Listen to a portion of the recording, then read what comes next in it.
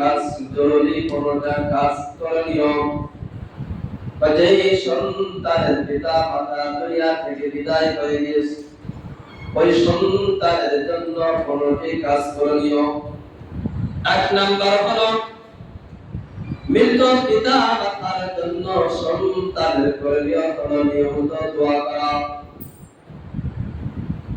পিতা মাতার কবরের ভিতর থেকে দুনিয়া থেকে বিদায় হওয়ার পর দুনিয়া থেকে বিদায় নিলেও সন্তানের দোয়া অত্যন্ত তার জন্য উপকারী।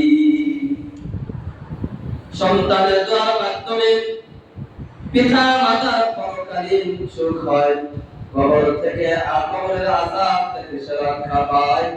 সন্তানের দোয়ার মাধ্যমে পিতা মাতা কবর থেকে সব পাইতে থাকে। এজন্য আমার আপনার পিতা দুনিয়া থেকে বিদায় হওয়ার পরে এক নম্বর আমার আপনার কাছে থাকবে নিয়মিত দোয়া করা।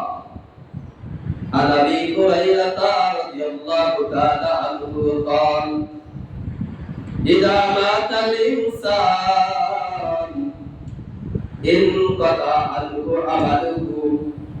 আমার আপনার নবী বিশ্ব নবী রাহমাতুল্লাহ আলামিন তার উম্মতদেরকে জানিয়ে গেছেন, ও আমার উম্মতরা, যখন তোমাদের ভিতর থেকে কোনো মানুষ যখন দুনিয়া থেকে বিদায় নেবে, ইদা বাতাল ইনসান ইনকাতা আনহু আমালুহু, তখন তার সমস্ত আমলের দরজাগুলো বন্ধ হয়ে যায়। ইল্লা মিন সালাসাতিন, তবে তিনবার সে কবর থেকে সব পাইতে থাকে। এক নাম্বার ইল্লা মিন সাদাকাতিন জারিয়া, সদকা জারিয়া করার মাধ্যমে সে কবর থেকে সব পাইতে থাকবে। আও ইলমি ইনতাফাউ বিহি, দুই নাম্বার উপকারী ইলম যদি সে দুনিয়াতে রেখে যেতে পারে তাহলে সে কবর থেকে তার সব পাইতে থাকবে।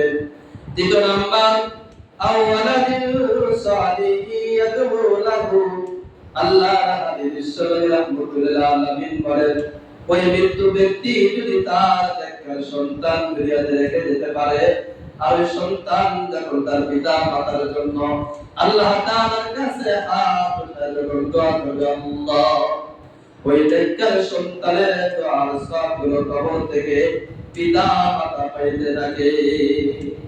ওই তিনভাবে তারা কবর থেকে সব পাইতে থাকে আর বাকি সমস্ত আমলের দরজাগুলো তাদের জন্য বন্ধ হয়ে যায়।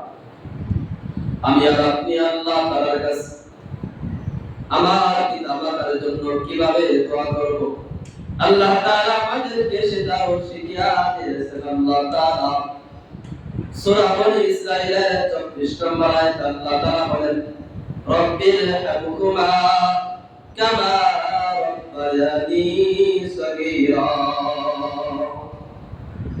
আল্লাহ তাআলা আমাকে আপনাকে শিখিয়ে দিয়েছেন তুমি তোমার পিতা মাতার জন্য এভাবে আমার কাছে দোয়া করো। হে আল্লাহ, আপনি পিতা মাতা উভয়ের উপর আপনি রহম করুন,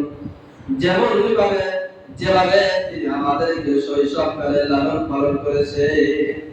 আল্লাহ, আমার পিতা মাতা কত কষ্ট করে মুজাহাদা করে সমস্ত কিছু বরদাস্ত করে আমাকে কষ্ট দেয় নাই, আমাকে লালন পালন করেছে, আমার সব কিছুর ব্যবস্থা করেছে। আল্লাহ, আপনি আমাকে সেই শৈশবের মতো আমার পিতা মাতার উপর আপনি কি করেন, রহম করেন, দয়া করেন।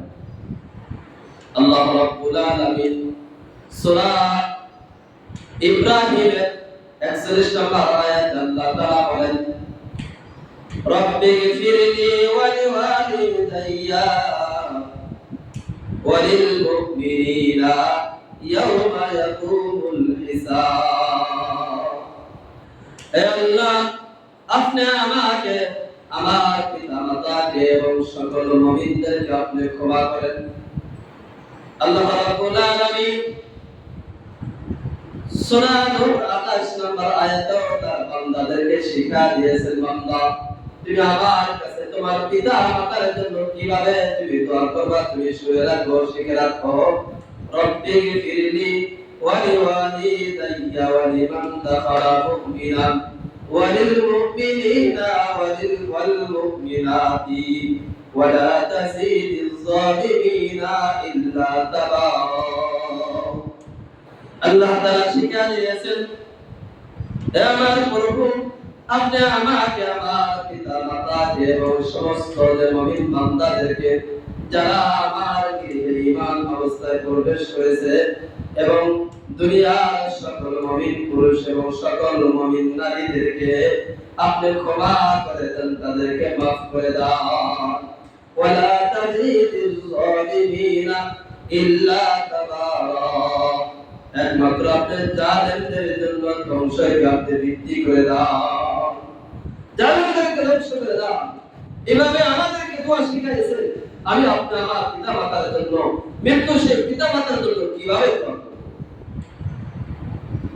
এই জন্য সব সময় যখন আমি হাত খানা বাড়াবো আল্লাহ তাআলার কাছে, আল্লাহ তাআলার কাছে আমার আপনার সর্বপ্রথম ওই আয়াতটাই থাকবে, রব্বি গফিরলি ওয়ালিদাইয়া ওয়ালিল মুমিনিনা ইয়াওমা ইয়াকুমুল হিসাব। আয় আল্লাহ, কাল কিয়ামতের ময়দানে, রোজ হাসরের ময়দানে আমাকে, আমার পিতা মাতাকে এবং সকল মুমিনদেরকে আপনি ক্ষমা করে দান। এভাবে আল্লাহ তাআলার কাছে আমি আপনি দোয়া করব। দ্বিতীয় নাম্বার করণীয় সন্তানের জন্য দান সদকা করা, সদকা জারিয়া করার চেষ্টা করা। এই জন্য পিতা মাতা দুনিয়া থেকে চলে গেলে তাদের জন্য নফল সদকা, নফল দান, অনুদান তাদের জন্য করা, যেন তারা কবর থেকে কি পাইতে থাকে? সব পাইতে থাকে। আমরা আয়েশা সিদ্দিকা রাদিয়াল্লাহু তাআলা থেকে বর্ণিত, আমার আপনার নবী বিশ্ব নবী রাহমাতুল্লাহ আলামিনের কাছে জয়নে এক ব্যক্তি এসে আরজ করলেন, আল্লাহ হাবিব বিশ্ব নবী রাহমাতুল্লাহ আলামিন, আমার মা তো হঠাৎ করে দুনিয়া থেকে বিদায় হয়ে গেছে। আমার মা তো দুনিয়া থেকে হঠাৎ করে বিদায় হয়ে গেছে, দুনিয়া থেকে ওসিয়ত করে যেতে পারে নাই। আমার মা যদি সামান্য সময় যদি সুযোগ পেত, তাহলে আমার মা দান করার সম্পর্কে তিনি ওসিয়ত করে দিয়েছেন। ওগো আল্লাহর হাবিব, এখন যদি আমি আমার মার পক্ষ থেকে যদি আমি দান করি, সদকা করি, তাহলে আমার মা কি কবর থেকে সব পাইবে কিনা? আল্লাহ রাসূল জবাব দেয়, হ্যাঁ, অবশ্যই তোমার মা কবর থেকে সব পাইবে। এজন্য পিতা মাতা দুনিয়া থেকে চলে যাওয়ার পরে সন্তানের জন্য দ্বিতীয় নম্বর করণীয় হলো ওই পিতা মাতার জন্য দান খয়রাত করা, সদকা করা। তিন নম্বর সন্তানের জন্য করণীয় মা বাবার পক্ষ থেকে সিয়াম পালন করা। পিতা মাতা যদি এমন অবস্থায় মারা যায় যে তার উপরে মান্যতে রোজা কাজা ছিল বা কোনো রোজা তার দায়িত্ব ছিল, তাহলে সন্তান যদি পিতা মাতার পক্ষ থেকে যদি রোজাটাকে পালন করে দেয়, তাহলে পিতা মাতার দায়িত্ব থেকে মুক্তি পেয়ে যাবে। আল্লাহর হাবিব বিশ্বনবী রাহমাতুল্লাহ আলাইহি বলেন, দুনিয়া থেকে যদি কোনো মানুষ এমন অবস্থায় মারা যায় তার উপরে রোজা ছিল, রোজার দায়িত্ব ছিল, তাহলে সেই রোজাগুলো পালন করবে তার মানে সূত্র যারা আছে, তারা তাদের উপরে এই রোজাকে আদায় করতে হবে। আল্লাহ রাসূল বলেন, তৃতীয় নম্বর সেই দায়িত্বটা হলো সন্তানের জন্য বা পিতা মাতার উপরে যদি কোনো রোজা কাজা থেকে থাকে, তাহলে সন্তান সেই রোজাগুলো কি করতে হবে? আদায় করতে হবে। 4 নম্বর মা বাবার পক্ষ থেকে যে হজ বা উমরা পালন করা। পিতা মাতা দুনিয়াতে জীবন থাকা অবস্থায় তার উপর হজটা ফরজ ছিল কিন্তু আদায় করে নাই, অথবা হজ ফরজ ছিল না কিন্তু সে মান্যত করেছে হজ আদায় করার জন্য, তাহলে সন্তানের পক্ষ থেকে এই দুটো তরিকার হজ বা উমরা আদায় করতে হবে। সুহায়দা গোত্রের একজন মহিলা আল্লাহ নবী সাল্লাল্লাহু আলাইহি ওয়াসাল্লামের দরবারে এসে নবীকে বলেন, ও আল্লাহর হাবিব, আমার মা দুনিয়া থেকে চলে গেছে, কিন্তু আমার মা মান্যত করেছিলেন হজ করার জন্য, কিন্তু হজ পালন করতে পারে নাই। এর আগে আমার মা দুনিয়া থেকে বিদায় হয়ে গেছে। এখন যদি আমি আমার মার পক্ষ থেকে হজটাকে আদায় করে দেই, তাহলে কি হজ আদায় হবে কিনা? আল্লাহ রাসূল মহিলাকে ডাকতে বলেন, হ্যাঁ, অবশ্যই তোমার মার পক্ষ থেকে হজ আদায় হয়ে যাবে। তোমার মা যদি দুনিয়াতে কোনো ঋণগ্রস্ত থাকতো আর তুমি যদি ঋণকে তুমি পরিশোধ করতা, তাহলে অবশ্যই তোমার মার পক্ষ থেকে আদায় হয়ে যেত। এর চাইতে আরো বেশি হক এবং বেশি তোমার উপরে দায়িত্ব হলো আল্লাহ তাআলার হক যদি তোমার মার উপরে থেকে থাকে সে হকটাকে আরো বেশি গুরুত্ব দিয়ে আদায় করা। যে তোমার মার উপরে যদি আল্লাহ তাআলার কোনো হক থাকে তাহলে সেই হকটাকে আরো বেশি গুরুত্ব দিয়ে আদায় করা, এটাকে তোমার পালন করতে হবে। ৫ নাম্বার, মা বাবার পক্ষ থেকে কুরবানি করা। পিতা মাতা দুনিয়া থেকে চলে যাওয়ার পরে পিতা মাতার জন্য যদি আমরা নফল কুরবানি করে দেই অথবা তার দায়িত্ব অধিক ছিল কুরবানি আদায় করতে পারে না সেটাকে আমরা আদায় করে দেই, এমনকি নিজের কুরবানির অধিক কুরবানির ক্ষেত্রেও যদি আমি আমার পিতা মাতার জন্য সবের নিয়ত করে থাকি তাহলে সব তারা কবর থেকে পাইতে পারে। এই সবটা তারা কবর থেকে পাবে। আম্মা জান আয়েশা সিদ্দিকা রাদিয়াল্লাহু তাআলা আনহা থেকে বর্ণিত বিশ্বনবী সাল্লাল্লাহু আলাইহি ওয়াসাল্লাম একবার আদেশ করলেন এমন একটি কালো দুম্বা কুরবানির জন্য উপস্থিত করার জন্য, যার পা কালো, চোখের চতুর্দিকে কালো, পেটটাও কালো, এমন দুম্বা উপস্থিত করার জন্য বললেন। আম্মা জান আয়েশা সিদ্দিকা রাদিয়াল্লাহু তাআলা আনহা বলেন রাসূলের সামনে যখন এমন দুম্বাকে উপস্থিত করা হলো আল্লাহর নবী আমাকে ডাকতে বলেন, হে আয়েশা তুমি একটি ছুরি নিয়ে আসো এবং ছুরিটাকে পাথর দ্বারা দাঁড়ানো করো। এভাবে আমি যখন প্রস্তুত করে আল্লাহ রাসূলের কাছে আমি যখন পেশ করলাম, আল্লাহর নবী দুম্বার গলায় যখন ছুরি চালাবেন তখন ছুরি চালানোর সময় বলেন বিসমিল্লাহি আল্লাহু আকবার।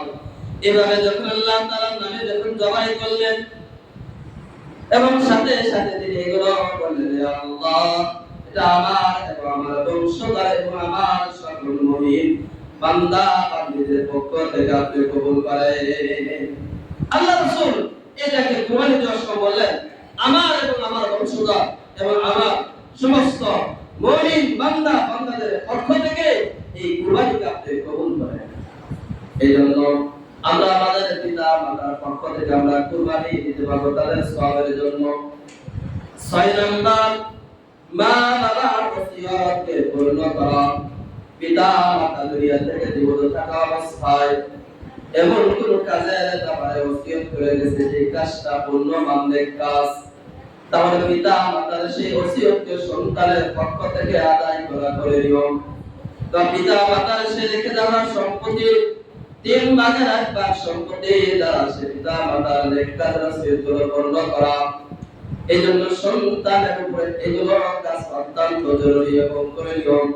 এগুলো কাজ আমাদের আদায় করতে হবে আমাদের পিতা মাতা দুনিয়া থেকে বিদায় হওয়ার পরে। ৭ নম্বর দায়িত্ব, মা বাবার ঘনিষ্ঠদের সঙ্গে সৎ আচরণ করা।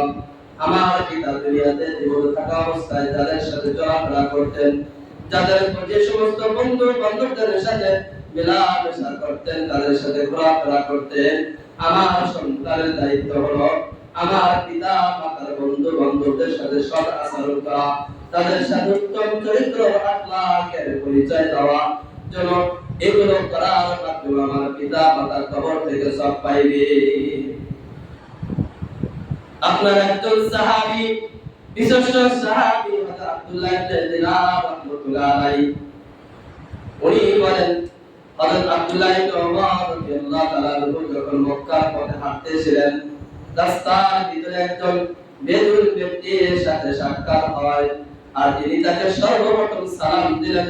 সালাম দেওয়ার পরে তিনি তার কাঁধ থেকে ওই আরোহণ থেকে নেমে গেলেন এবং ওই বেদুইন ব্যক্তিকে তার আরোহণের উপর উঠাইলেন এবং তার মাথার পাগড়িটা খুলে ওই বেদুইন ব্যক্তির মাথায় বেঁধে দিলেন।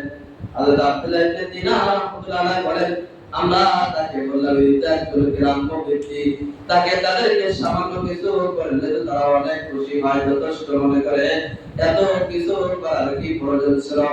হযরত আব্দুল্লাহ ইবনে ওমর রাদিয়াল্লাহু তাআলা আনহু বলেন, ইনি হলেন আমার পিতা ওমর ইবনে খাত্তাব রাদিয়াল্লাহু তাআলা আনহুর বন্ধু ছিল। আমি আল্লাহ রাসূলের কাছে বলতে শুনেছি, আল্লাহ রাসূল বলেছেন যে ব্যক্তি তার পিতা মাতার বন্ধুর সাথে আত্মীয় স্বজনের সাথে উত্তম ব্যবহার করবে, উত্তম আখলাক দেখাবে, সৎ আচরণ করবে, এর চাইতে আর কোনো বড় সওয়াব নাই। এটা হলো সবথেকে বড় সওয়াব, তার পিতা মাতার কবর থেকে সওয়াব পাওয়া। এই জন্য আমার পিতা মাতা দুনিয়া থেকে চলে গেছেন, কিন্তু আর বন্ধু বান্ধব থেকে থাকলে তাদের সাথে আমরা সৎ আচরণ করবো, কোনোদিন তাদের সাথে কি করবো না, খারাপ ব্যবহার করবো না। আপনার 8 নাম্বার, ঋণ পরিশোধ করা। আমার পিতা মাতা যদি কোনো ঋণ রেখে দেখে সব মানুষের সাথে চলাফেরা করতে লেনদেন হতেই পারে, তাহলে সন্তানের দায়িত্ব থাকবে 8 নাম্বার, আমার পিতা মাতা যদি কোনো ঋণ রেখে থাকে ওই ঋণকে আমার কি করা, পরিশোধ করা। 9 নাম্বার, কাফারা আদায় করা। আমার পিতা মাতার যদি কসমের কাফারা থাকে অথবা ওয়াদা ভঙ্গের কাফারা থাকে বা অন্য কোনো কাফারা থেকে থাকে, তাহলে সেই সমস্ত কাফারা কিভাবে আদায় করব, মাসালা কি, যারা মাসালা জানেন তাদের কাছে এগুলো কথা পেশ করার মাধ্যমে আপনার ওই সমস্ত কাফারাগুলো আদায় করা, এটাও সন্তানের করে নিও পিতা মাতা দুনিয়া থেকে চলে যাওয়ার পর। 10 নাম্বার, ক্ষমা প্রার্থনা করা।